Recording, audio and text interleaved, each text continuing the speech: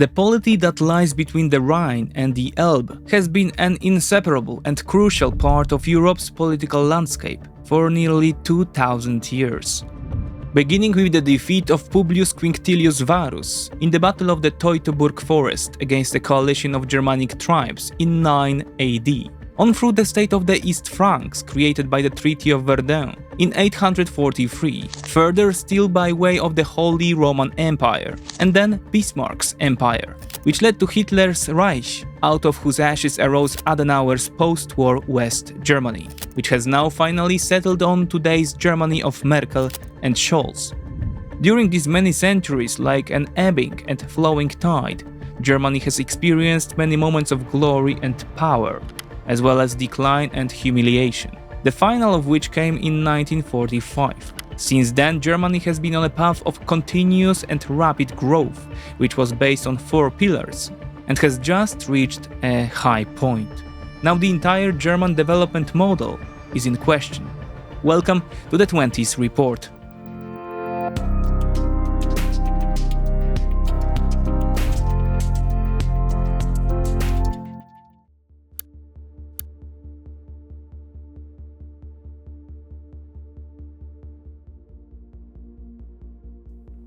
Exports are the lifeblood of the German economy. This is a cliché, but it should be emphasized at the outset. Companies such as Volkswagen, Mercedes-Daimler, BASF or Siemens have extraordinary influence over the actions of the German government, especially when Berlin's foreign policy is discussed. German business is based on industrial companies. Out of the 30 largest German companies, more than 20 of them depend on 2 variables that are directly influenced by the German government's foreign policy. Firstly, we are talking about export policies, which are about creating favorable trade conditions to sell German products in, for example, China or within the EU. Secondly, it's about energy, which is the German industry's competitive foundation. Incidentally, the few remaining companies out of the 30 mentioned are organizations serving the efficiency of German industry inside Germany itself. So they are also inextricably linked to Berlin's foreign policy. After the huge loss of World War II, on top of depressed morale, Germany was in a state of total economic collapse. According to the Madison Project, in 1945, post-war German society was equivalent in wealth to that of 1880. The Allies, with fresh memories of 2 German-initiated world wars and genocide in the last, wanted in an expression of ultimate disapproval to more or less wipe Germany off the map. The Morgenthau Plan, named after then US Secretary of the Treasury, Henry Morgenthau Jr., called for the territorial dismemberment of Germany and the dismantling of Germany's industrial potential, so that the country would effectively become a pariah and one big farmland. Nonetheless, although the plan initially gained some traction, it quickly collapsed. This is because Washington realized that a strong and rebuilt West Germany would be far more useful as a buffer and shield, and perhaps even as a sword, against the newly powerful Soviet Union. The Germans, at least the West Germans, although they lost the war, in practice they actually won it, or at the very least luckily found themselves on the right side after. This is unlike the Czechs and Poles who won but found themselves on the wrong side after. This is one of the clearest examples of how utterly amoral geopolitics can be. Instead of the Morgenthau Plan, Germany got the Marshall Plan, to which they were admitted in 1949, although it should be noted that this did not have a decisive influence on Germany's post-war growth. A year later, the dismantling of German industry by the Allies ended, while West Germany became one of the founding countries of the European Coal and Steel Community. Then in 1955, West Germany joined NATO, and so in 10 years the international situation of the country did a full 980 and laid the foundation for its future growth. The first 2 pillars of German foreign policy were also emerging. The first is the re-emergence of German manufacturing and shipping products made in West Germany worldwide. The second is dependence on the US in security matters, which the Americans simply forced on the Germans. This imposed pacifism, industrial focus, and opening up to European and world markets resulted in rapid economic growth. the Wirtschaftswunder, or the miracle on the Rhine. Between 1950 and 1960 alone, German purchasing power increased by 73%. From then on, West Germany had one of the strongest economies in the world. Fast forward 30 years, the Soviet Union collapses and the German reunification becomes reality. German politicians are quick to see this as having multi-pronged potential. Here we must highlight at least three phenomena that overlap almost completely.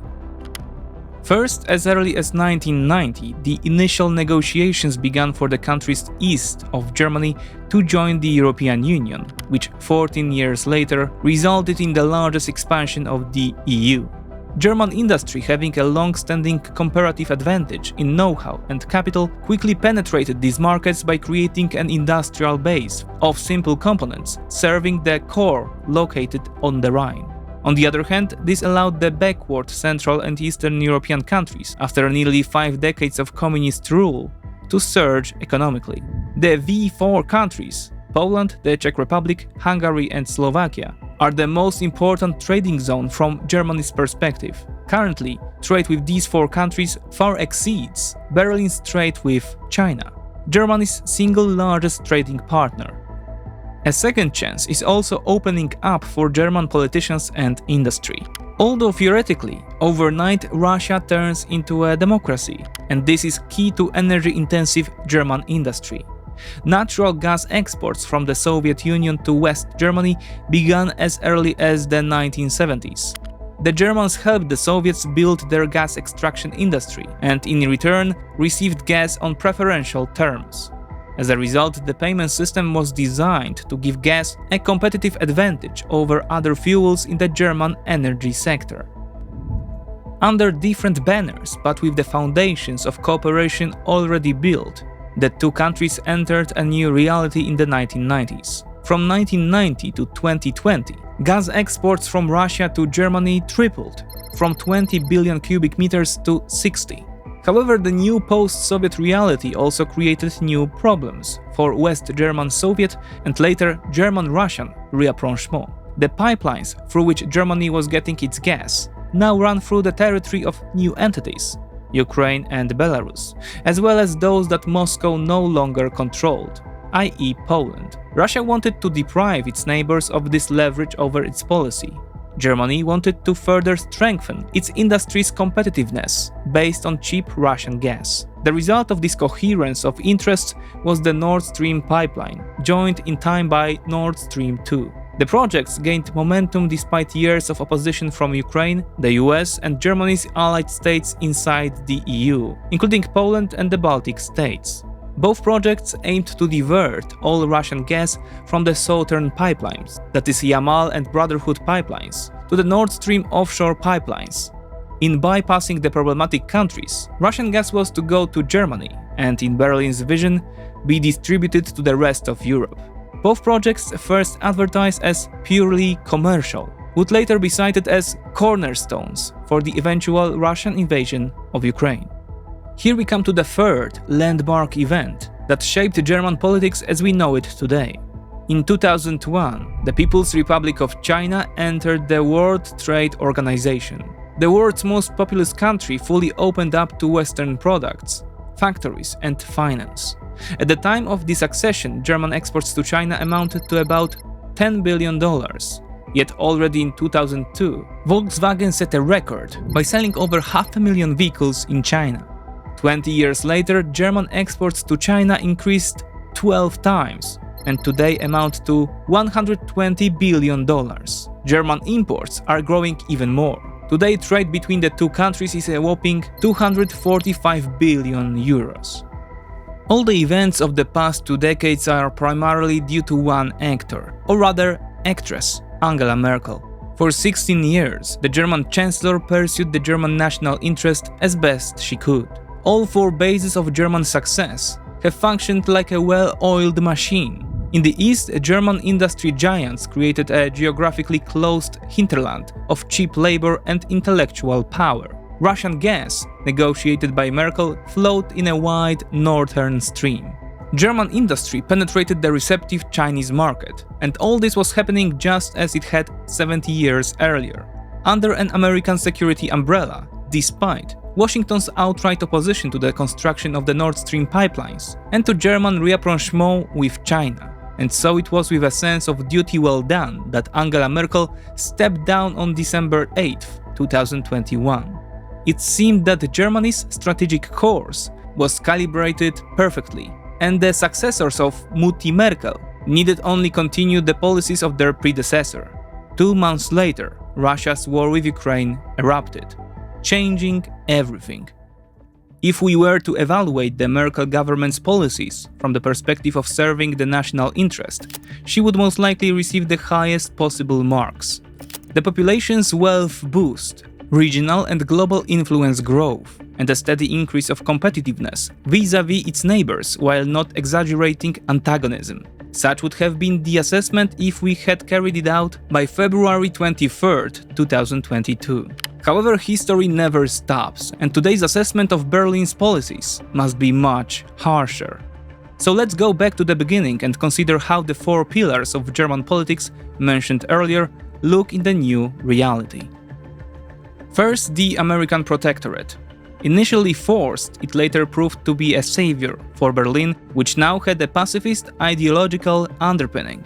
Germany invested in the defense industry, but only with an eye to exports, and this was confirmed by dramatically low military spending.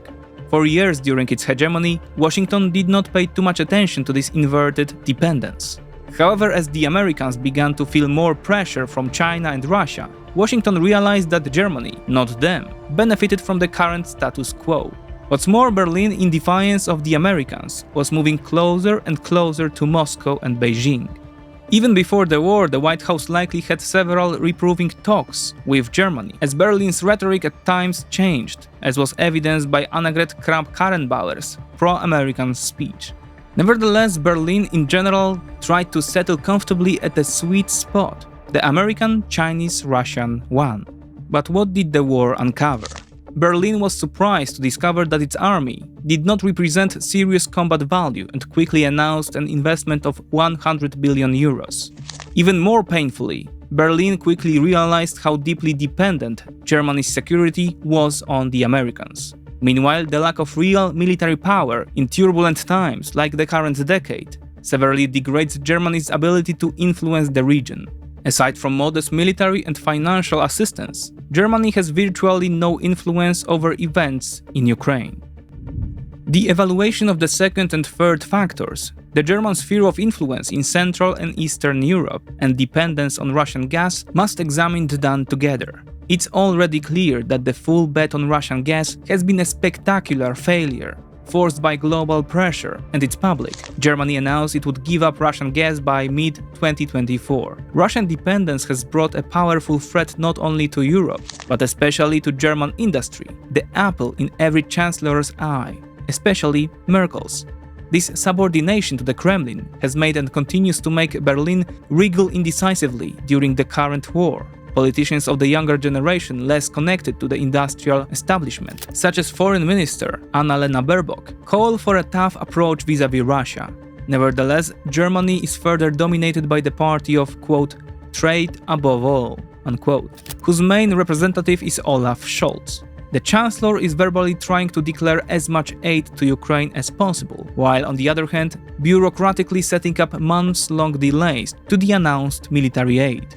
Other mercantilist politicians are even calling for the immediate return of Russian gas to Germany as soon as the war ends. This policy of Berlin is being observed with great disapproval in Poland, Ukraine and the Baltic states, among others. So much so that Warsaw and Kyiv started to think about the creation of a post-war bloc of states, whose unifying interest would be deterring Russia, relying on Anglo-American power projection, and speaking with a common, stronger voice on the international stage. Depending on what nations would join the alliance, we are talking about a potential of 80 to 100 million people, so demographically matching or even surpassing Germany. Leaving aside the chances of success of such a project, such an arrangement is inevitably judged in German cabinets as threatening their dominant position in the region. When 2 pillars of German politics are shaking in their foundations, and the third, i.e. energy, has completely collapsed, Berlin is trying to save the fourth. Here it doesn't help that, like Russia, it too is based on an authoritarian regime. The end of October and the beginning of November showed Germany's tribute to the Chinese. First, the German government allowed Chinese giant Costco to buy a 24.9% stake in Hamburg terminal operator, HHLA. The distaste was not changed by the fact that the approved purchase is smaller than originally planned. It was to be 35% and does not give the Chinese a key voice in strategic decisions. Chancellor Scholz, a former Hamburg mayor, did so despite objections from coalition partners and 6 ministries. The foreign ministry, led by Annalena Baerbock, stressed that the investment disproportionately develops Chinese influence in the German and European infrastructure system and increases Berlin's dependence on Beijing. All this comes at a time when much of Western world is signaling a growing loss of confidence toward China. Just over a week later, Scholz showed up in China, taking with him an entourage of 12 CEOs of German industry giants, including Volkswagen, Siemens and BASF. Scholz went to China even though he would have met with Xi Jinping at the G20 summit shortly thereafter. The problem is that despite a few acts of defiance, Berlin's actions are again one-dimensional and involve the complete subordination of interests to the next regime. Beijing has made no secret of its intention to occupy Taiwan. Peacefully or not, what will happen if an invasion of the island eventually occurs? German investments in the Middle Kingdom and the supply chains based on them are worth hundreds of billions of euros. Volkswagen alone has more than 40 factories in China, and BASF in Guangdong province has announced investments of 10 billion euros only this year, while Audi and BMW are also investing heavily in China. Berlin's foreign policy is primarily guided by the interests of its industry. This is, at first glance, not necessarily a wrong path, where a strong industry means a rich society. And looking through this prism, an assessment of German policy until February 23, 2022 would be excellent. However, history never ends. What happened the day after and in the following months has forced us to conclude that after 30 years, German politics is on the verge. Almost all critical domains of the state have been subordinated to foreign players and are dependent on them. Security on the Americans, energy on the Russians, trade and industry on China, as well as the countries of Central and Eastern Europe, which are fast losing trust in Berlin and are thinking of creating their own center of power. This happened even though Berlin had alternative paths and potential to develop them. But driven by the mercantilist call of endless profit, it chose to ignore them. The lion's share of responsibility for this state of affairs rests with Angela Merkel. But fortunately for Merkel, and unhappily for Scholz, the bill for this disaster have been delayed. Now Scholz is trying to rescue this situation, but this rescue is no different from the actions that created this problem in the first place. Germany's history over the past 30 years shows us one thing. The mercantilian government, whose foreign policy is focused solely on supporting domestic industry, is a dangerous path. Yes, in times of prosperity and the geopolitical autopilot, such a policy served the German industry, and it fueled a wealthy society. However, the problem with such a strategy lies in the divergence of horizons and perspectives of the state and the business. The nation-state aims to look after the welfare and security of its citizens over the longest possible time horizon, and to anticipate the various situations that may arise from the policies that the state pursues over a 20, 50 or even 100-year period. In contrast, a company, especially one of such size as the German hegemons, may have long-term strategies, but it puts profit first, here and now. So Germany has taken over the goals of its industry leaders, ignoring the many geopolitical risks that lay ahead, which are often not relevant to non-state actors. Unfortunately, Chancellor Scholz's actions concerning China or nuclear power showed that Germany continues to think in terms of the previous era of quote, Wandel durch Handel, that is trade brings change.